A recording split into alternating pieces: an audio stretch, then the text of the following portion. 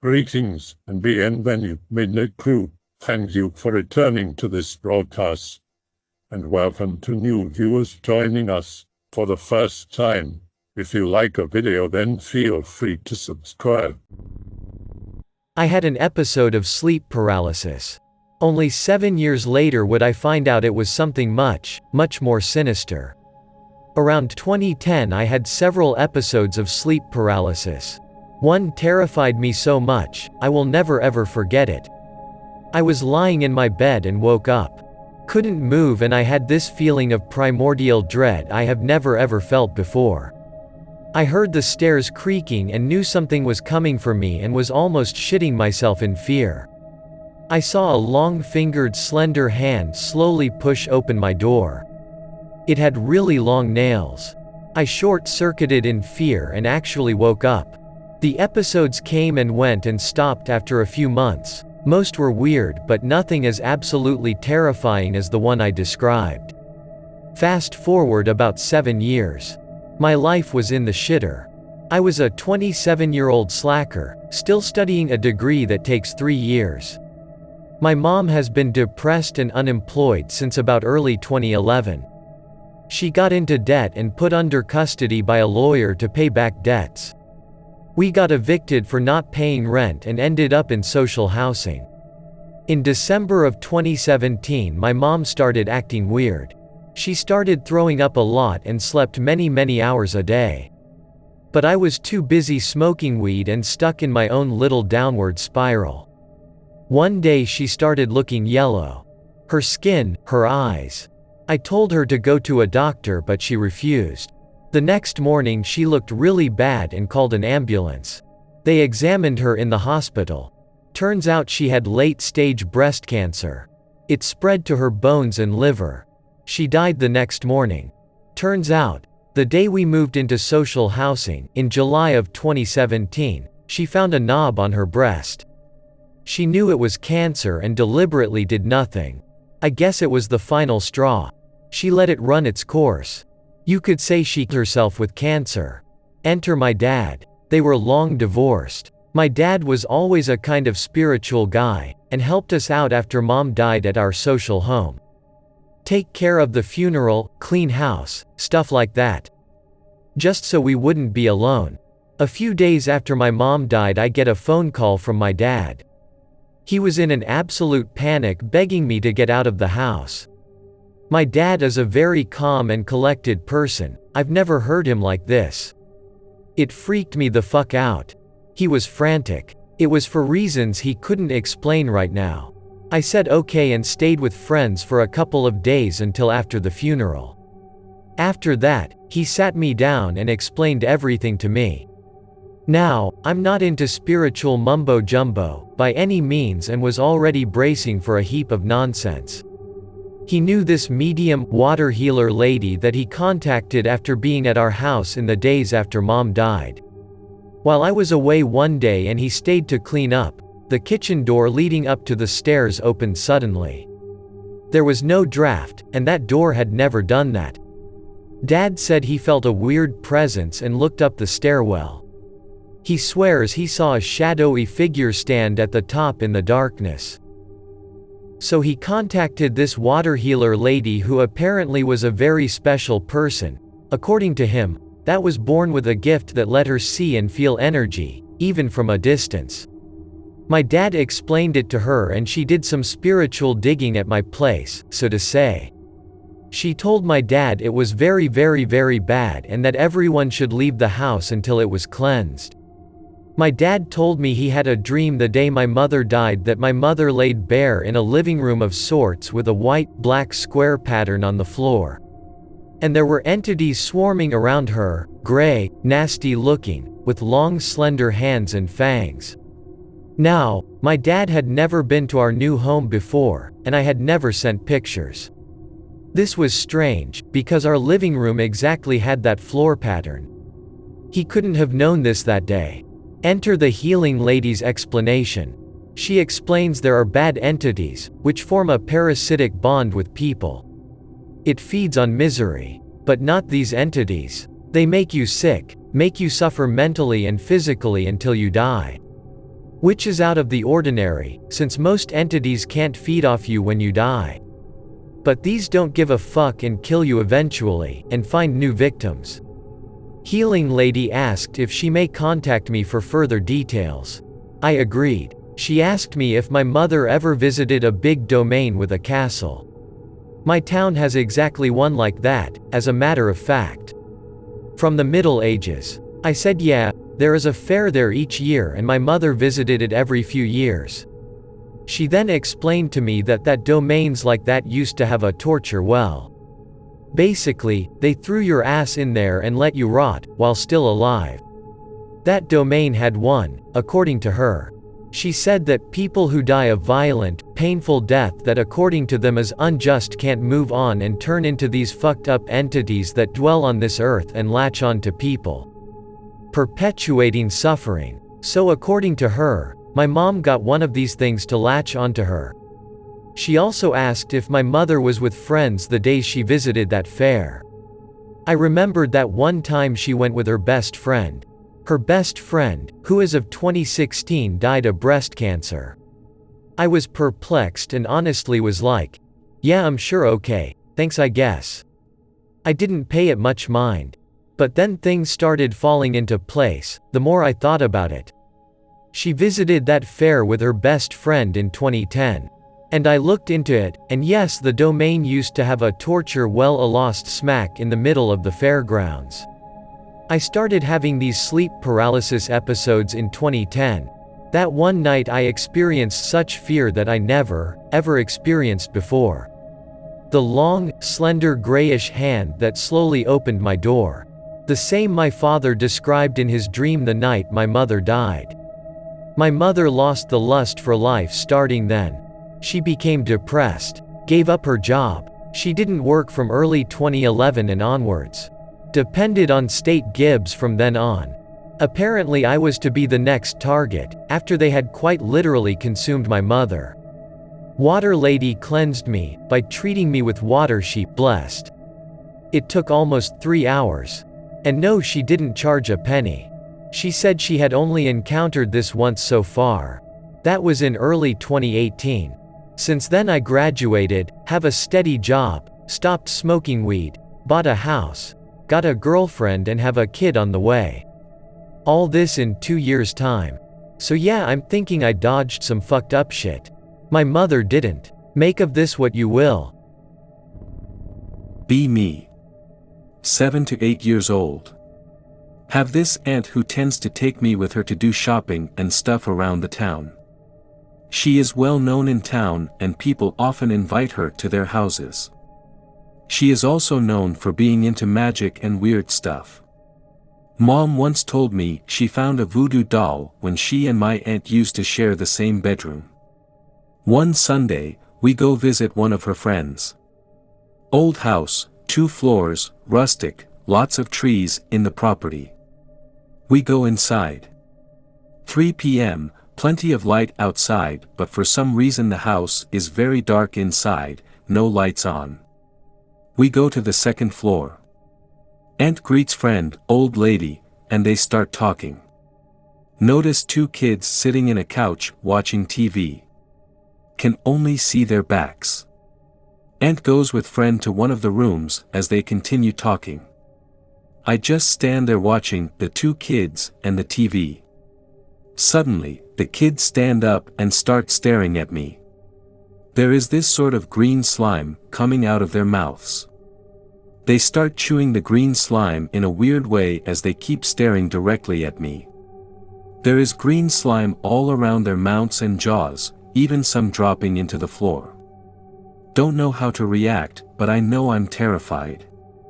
Run downstairs in fear. Wait there alone for around 20 minutes until I hear my aunt coming. We walk off the house. Never mentioned a word to anyone, didn't ask my aunt about the place or the people. 25 now. Still get the chills when I remember this. To this day, I don't know what that was, but it was pretty fucking scary. The kids looked very weird, and I still cannot explain what was that green slime coming out of their mouths. Be me 23. Coming to terms with superstitions and the fact that I've been brainwashed most of my life. Psycho-religious parents. Previously I had believed spirits were listening to my thoughts. Was losing my mind slowly until one night I had a light bulb moment that it really is just all in my head. Decide to think about all kinds of dark stuff because nobody's listening. Go to sleep watching some dark movie. Wake up and finish said movie around 5:30 a.m. Hear objects move. Think to myself that it's just a critter. Hear it again. So I put on my glasses and watch a leftover shish kebab stick push itself long ways off my table. Think it's weird but unexplainable. So I picked it up and put it back. 2 seconds later it does it again. Nothing else influences it. Terrified.jpg. I bolt out of the room and never sleep the same again. And it's been 5 more years. I really haven't managed to let go of what I saw. Just a small object moving on its own. I've tried explaining it in several ways. Too many details to go over. Maybe a force that doesn't affect light plastic. Or maybe an actual bug I couldn't see. But what bug isn't afraid of a human? Maybe it's just something I'll never know. But it 100% was the most terrifying event of my life. Honestly, I'm probably just nuts. But there you go. This is completely true and I'm hoping just a drug-induced hallucination. Be in college living in an apartment with 2 roommates. Abandoned mental hospital just about a mile away from campus through the woods. Decided to get drunk and go poke around inside of it at night with my friend. We had talked about spooky stuff a lot as an interest. Neither of us took it very seriously but both thought it would be cool to see something. So we slam like 5 beers and throw some in a backpack and walk to it. I have to admit it's very spooky looking outside. But we find a hole, rummage around. Just a lot of old shit. Smells like we are definitely damaging our lungs being inside. Decide to leave and climb out. I really have no idea, because we were drunk, but we split up. Maybe disagreement over way back? No clue. He walks back to campus. I decide in my drunkenness that it's way too cold to walk all the way. I actually feel like I could get hypothermia or something. I break into a gardening shed at a building just across the street from the hospital, curl up and sleep there. Wake up on like 4 or 5 a.m. in total discomfort and just walk back, pretty eventless. This was very strange and stupid behavior on my part. I was dumb back then, but this struck me at the time as very strange, especially given the context. This next part is probably totally unrelated, but their proximity in my head have been totally linked for years now. It's a few days or weeks later. I have decided to drink and take Ambien that I got from my roommate and stay awake because I heard it got you fucked up, and again I was really dumb. Didn't realize it actually is a really fucked drug. Do not do it. Makes me hallucinate. At first it was kind of funny. I was sitting in my room drinking a beer and see Larry Bird spinning a basketball just standing there. My time is all distorted because I believe I am fading in and out of consciousness by this point. Now in the corner of the room by my window is an extremely beautiful girl. I look over like, oh nice but still weird. I'm pretty sure she's not actually there. I look away. Suddenly I am absolutely overcome with dread. There is now a heavy atmosphere of impending doom in the room. I know it's coming from the woman I just looked at. I can see peripherally that she has changed in appearance in an absolutely horrifying way. I cannot look at her, no matter what. Somehow I know this instantly. I think I tell whatever it is to leave. Leave my room without ever looking back in that corner. I totally black out from here. My other roommate tells me I was at the kitchen sink turning the water on and walking away. Did it a few times where he would turn it up, finally told me to stop. He described the way I looked at him then as extremely malevolent and still makes me feel eerie to this day. He hid the knives. Wake up with no recollection. Really don't know what to make of it all, but as I said, probably just the Ambien. I'm not a schizo, but I have seen some pretty weird things from time to time. That being said, I'm not exactly interested, nor do I believe in the paranormal, but I really couldn't explain each of the following.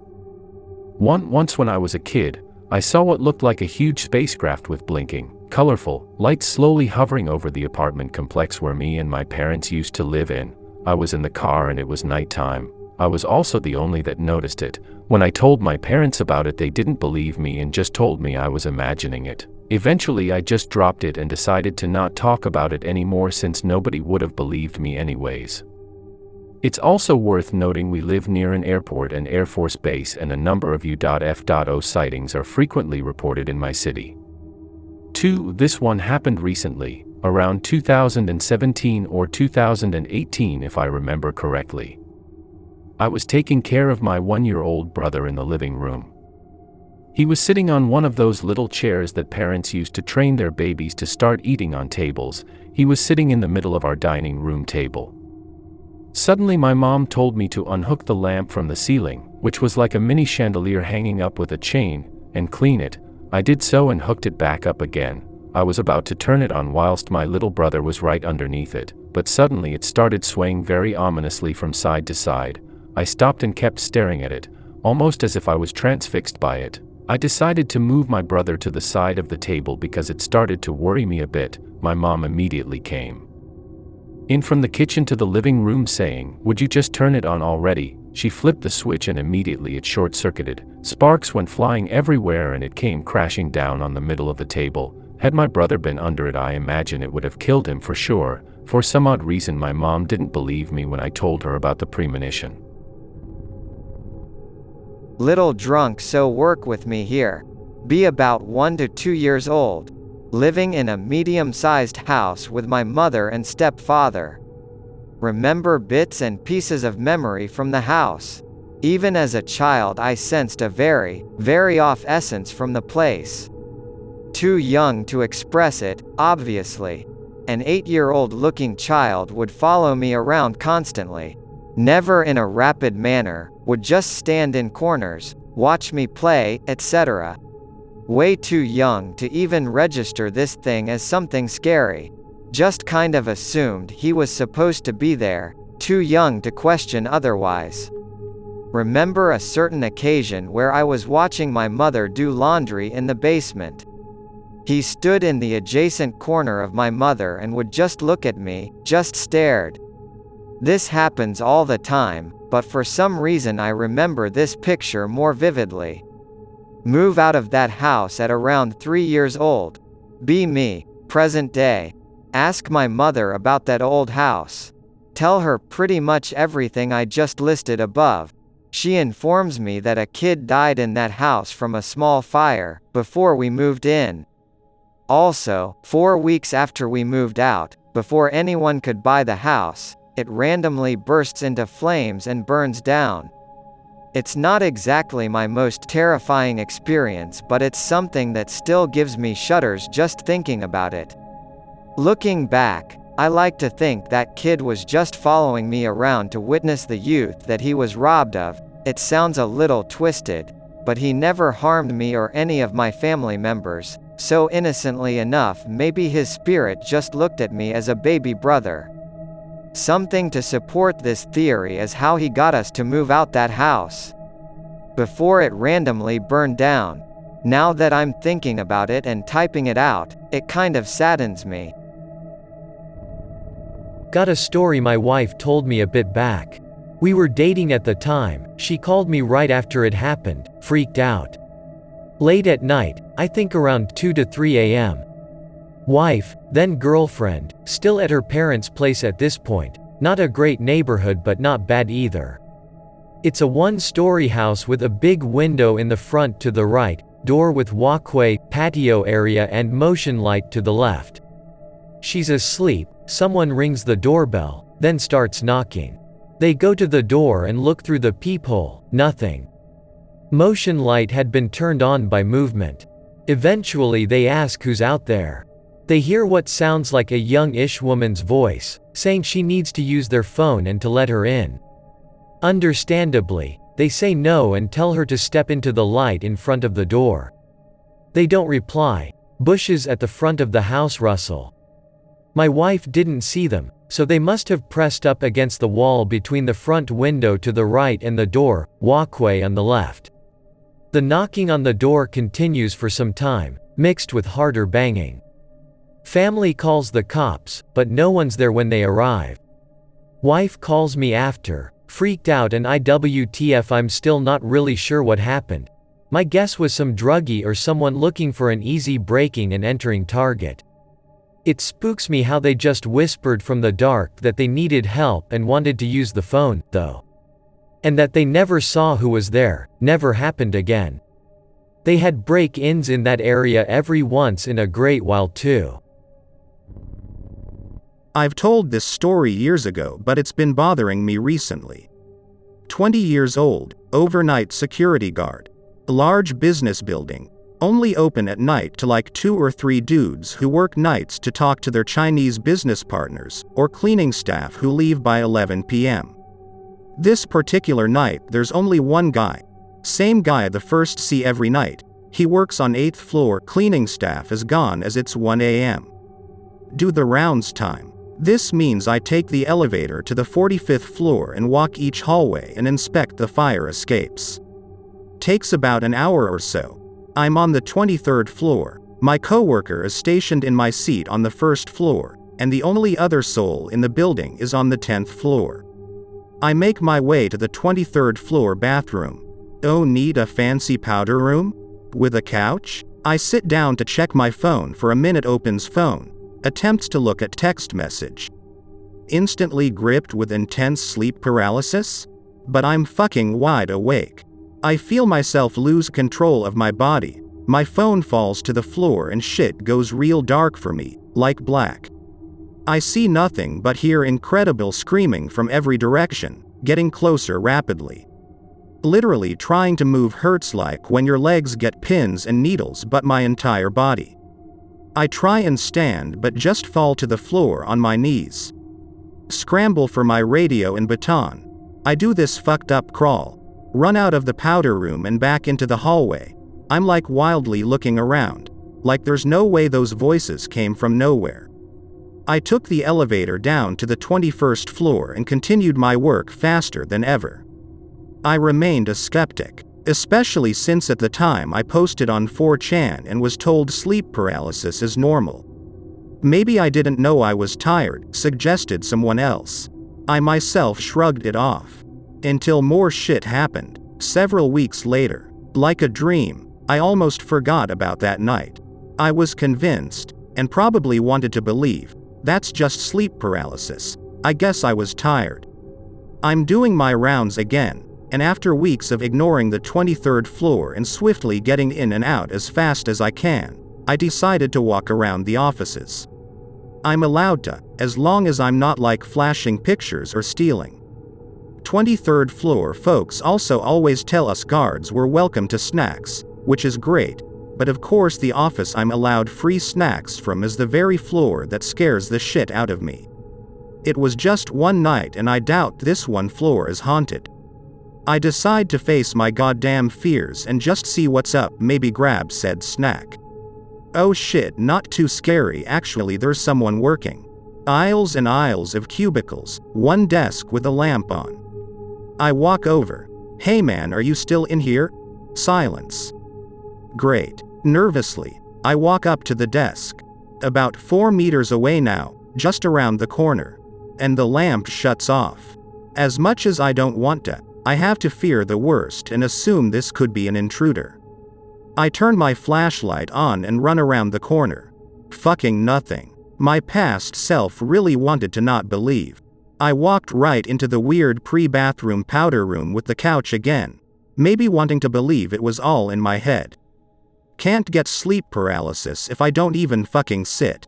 Vignetting like on film starts to happen to me. The corners of my vision get dark and the screaming picks up slowly. I feel my legs get weak. Absolutely the fuck not. I speed well as fast as my legs will carry me. As much as I didn't want to admit it, that floor was fucking haunted and wanted me to know and fear it. Not terrifying but weird as F. In my early 20s I used to drink a lot. One Saturday I get ready to have drinks at my friend's house. Bought a couple of bottles to share and went on my way to their place. I found a guy on the street. He looked like an older man, maybe in his 30s or 40s. He asked me for help, just a spare change. Me, naturally, gave him a couple of coins. The thing is that he had a big fucking bruise on his face, and the tip on his fingers were red, completely peeled off. He was so fucked up, I didn't felt he could try to steal from me or anything. I got curious and before continuing my way, I asked him what happened to him. He mentioned he was drinking since very early in the morning. It was like 10 a.m. at that moment, and he mentioned that someone pushed him to the road and that's how he got so fucked up. Anyways, I was ready to continue my way, like 3 blocks from my friend's house, and the guy asked for another favor. He wanted me to purchase an alcohol bottle, the non-drinking kind, the ones for medical use. He said that the clerk in the corner store was not letting him purchase it. It came to my mind he was just a bump and he wanted something to drink, but since I didn't want to waste my bottles, I got him 2 little bottles of medical alcohol for less than $1. Then, it got stupid. The guy asked me if I would drink one of the little bottles with him. He called them missiles. Since everything was a challenge for me at that age, I said yes. We just walked around the block and drank that shit like a fucking shot, and hell, that shit burned, and got me immediately dizzy. Not something I would try again, but it was not that bad. This is where the weird fucking shit happened. Before I left, I asked this guy's name. That's how I got raised. I shake your hand and ask your name. That's me everywhere. To my surprise, guys, just as I asked him, he replied with my name, my fucking name. Now, don't get me wrong.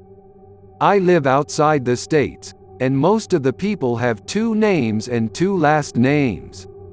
But what are the fucking odds? This guy's name was the same as mine, Anones Ananzio Ananrera Anones. Like that, not even a letter changed. I was confused and amazed as fuck. I just said bye and finally reached my friend's house. We had drinks, we chilled, and everything was normal. That was about 7 years ago. I turned sober around 5 years ago because I was messing with coke and meth, but I never saw this bump again, and I used to walk those streets a lot. Just wanted to share with you guys. I don't know if shit works like that, but I got the message. And all of my friends back then were fake as fuck. So life turned for something better. Now I just do weed. Visiting folks in Pennsylvania. In Eerie, high north, and in a part that's pretty much in the woods. Older cousins, parents, aunts and uncles, and grandparents all drive into town for a fancy dinner, celebrating one of my aunt and uncles renewing their wedding vows. My younger brother and I are left to babysit our 3 younger cousins. Don't remember exactly when this was, but I do remember, while I was watching cartoons with him, I learned of Teen Titans Go when I thought they were airing the old Teen Titans for us to watch. Was also in late December. There was no snow, but it was still really cold.